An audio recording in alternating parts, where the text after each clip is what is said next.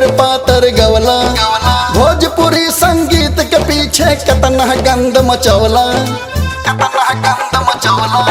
भाभी साली के रिश्ता पर फूहर पातर गवला। भोजपुरी संगीत के पीछे कितना गंद मचौला। उल्टा सीधा गाना गा के का दिहला पैगाम अपन भोजपुरिया। आपन भोजपुरिया माटी के खाली का दिहला बदनाम। आपन भोजपुरिया माटी के खाली का दिहला बदनाम।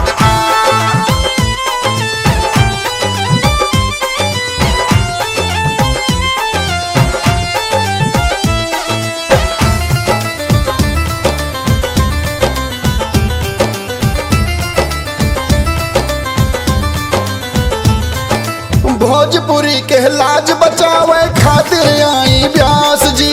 मृदुल जी अब चुप न बैठा बोला हो गोपाल जी।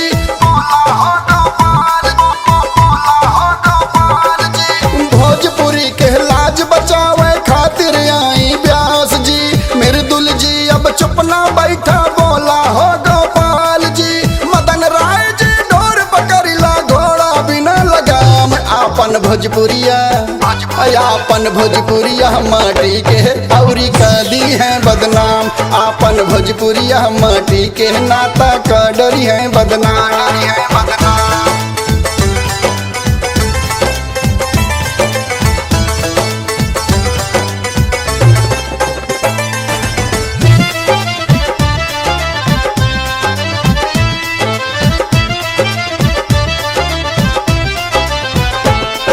लेके नाम भिखारी जी के अनशन पर हम जाइब हो। मुन्ना सिंह या हैदर जी के 100 गो गीत दिखाइब हो।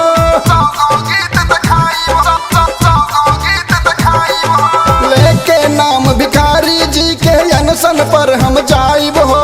मुन्ना सिंह या हैदर जी के 100 गो गीत दिखाइब हो। अश्लील गीत गावे वालन पर जल्दी करी विचार। आपन भोजपुरिया नाता भोजपुरिया माटी के रौर का दी है बदनाम। आपन भोजपुरिया माटी के रौर का दी है बदनाम।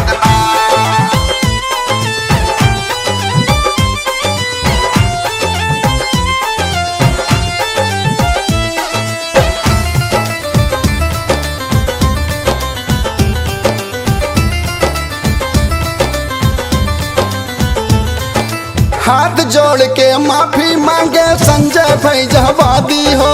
पहिल पहिल बड़ गलती हो गई माफ करी गुस्ताखी हो।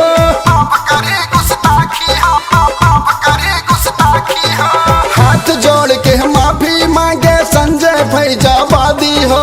पहिल पहिल बड़ गलती हो गई माफ करी गुस्ताखी हो। अब गंदा गाना बजै न दिया यूपी और बिहार। आपन भोजपुरिया आपन भोजपुरिया माटी के नाता का दी है बदनाम। आपन भोजपुरिया माटी के रौर का दी है बदनाम। भाभी साली के रिश्ता पर फूहर पातर गवला। भोजपुरी संगीत के पीछे कितना गंद मचौला।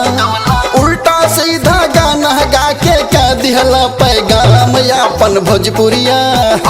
आपन भोजपुरिया माटी के खाली का दिहला बदनाम। आपन भोजपुरिया माटी के खाली का दिहला बदनाम।